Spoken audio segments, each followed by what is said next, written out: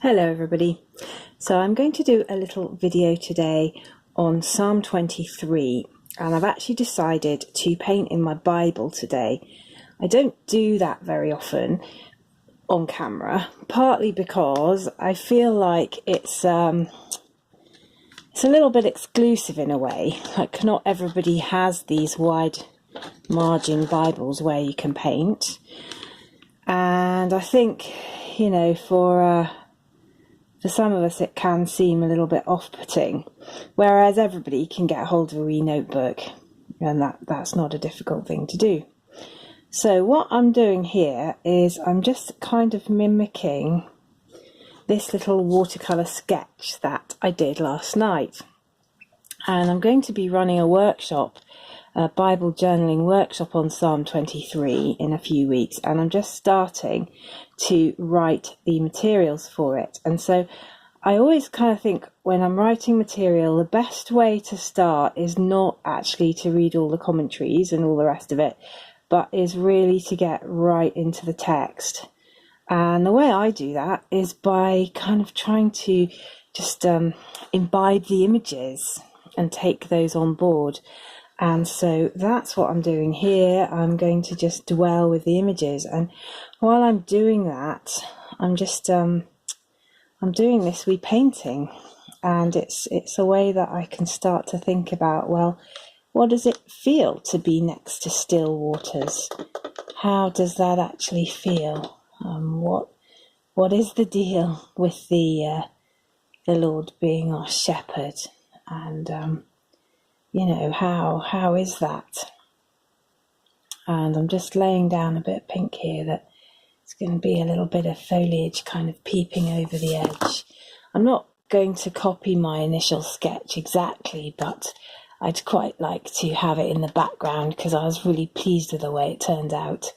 So I will be referring to it a bit as a reference, and just putting down some more foliage on the bank here. And hopefully I'll still easily be able to read the psalm through this, but I'm just doing a little bit of playing with the paint. Now, I think Psalm 23 is a really interesting one to study, because it's so well known. You know, it's kind of too well known in a way. I don't know, we all know it off by heart. We've sung the song. We've learned it in Sunday school, many of us.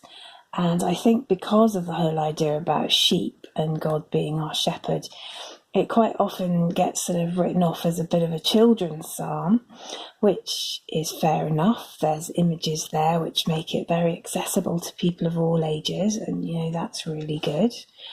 But I think when you get into the psalm, it's really a psalm for people who are mature Christians, who have known what it's like to fight the battles and to carry the burdens and to hold the big questions and to live with all the conundrums of being a Christian in our culture in this day and age. And to me, it's a psalm of maturity, and it takes maturity to handle the psalm, I think, and to get its full impact.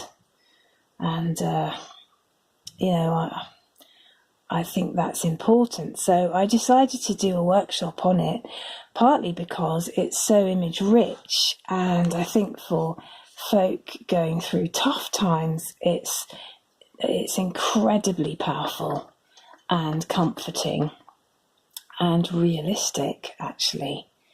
And I love the humanity you get in the Psalms. There's so much real human truth there, born out of sorrow and experience.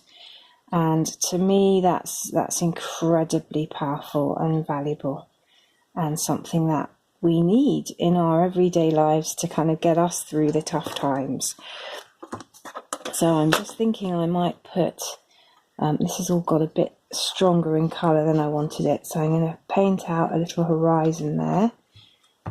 I have an artist friend who once pointed out to me that as you get further away, the colours always get paler, which I find very useful. So I mean, this is that's bleeding a bit, but when it dries, it'll be fine.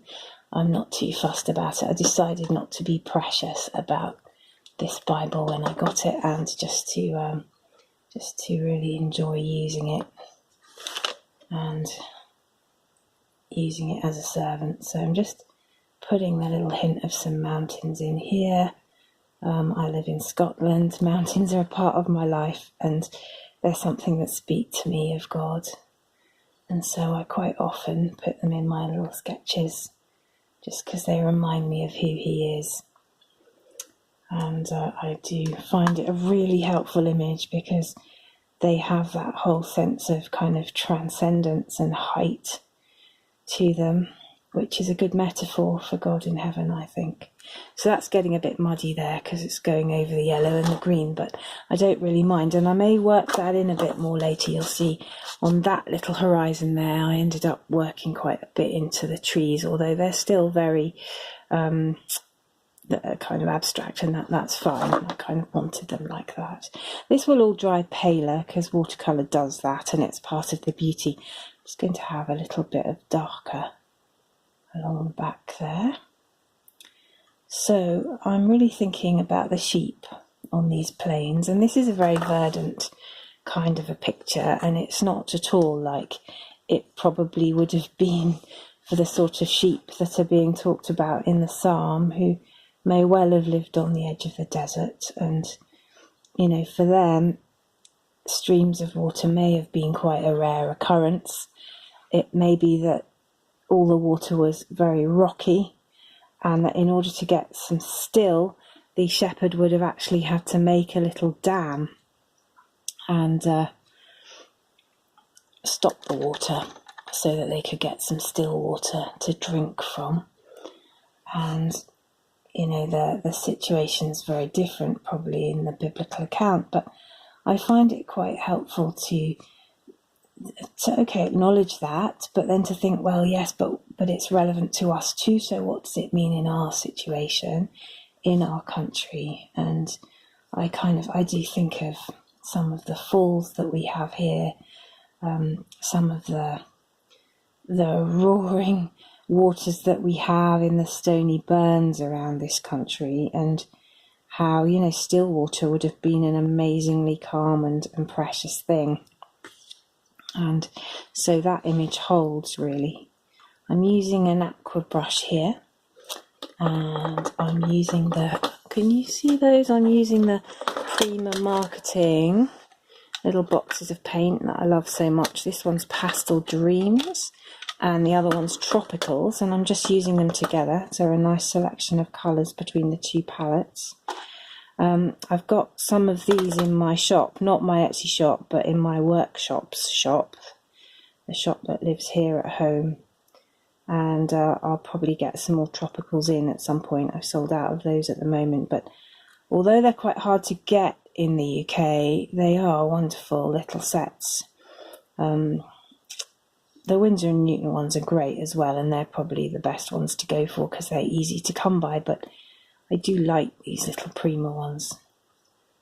I like them very much indeed. So I'm just kind of ploutering around here for fun, just putting a few sort of I forget what they're called. Those are they campions that you get in the bogs? Probably not. Anyway, those yellow 4-petaled flowers, and these are just very abstracty, and that's I just want a little sort of suggestion. And then there's lots more flowers going on up there in the meadow where live the sheep. But I'm actually going to write some things on there. I'm going to pick out some of the main words from the psalm. And as I've been looking at it, I've just been really struck by what it tells us about who God is. So God as our provider, who spreads the table before us, who gives us the water and the food, and who gives us everything we need. And I've also been struck by God as our comforter, who lets us lie down and who gives us love and goodness and mercy all our lives, and who just leads us and refreshes us and blesses us in our lives. So there's so much imagery in here. Every single line you could do a week of journaling on.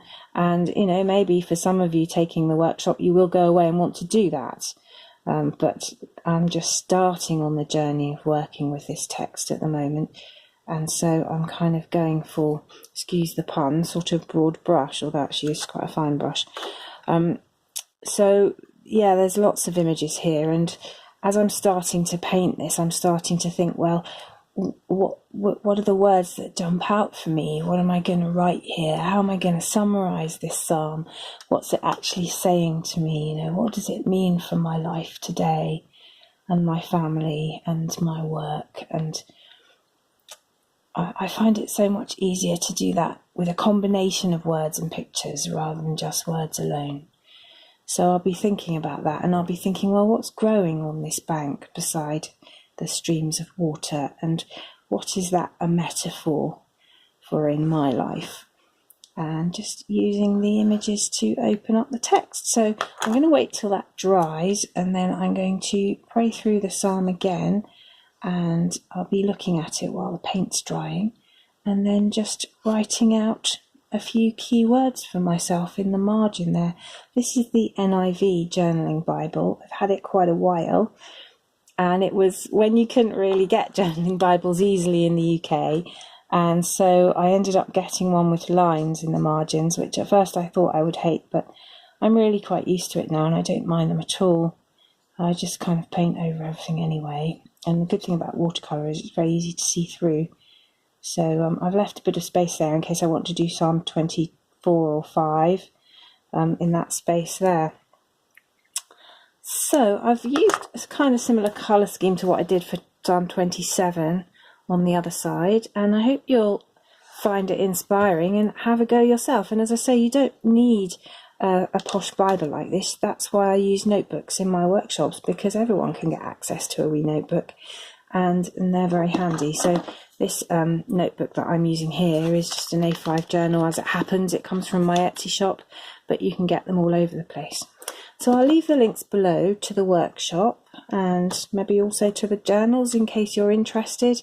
And whether or not you can access any of the materials that I'm producing, I really recommend that you have another look at Psalm 23, well known though it is, and just sit with some of the images there, because they are incredible.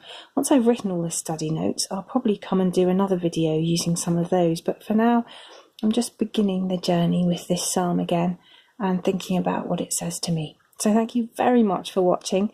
Please subscribe, and I'll see you again next time.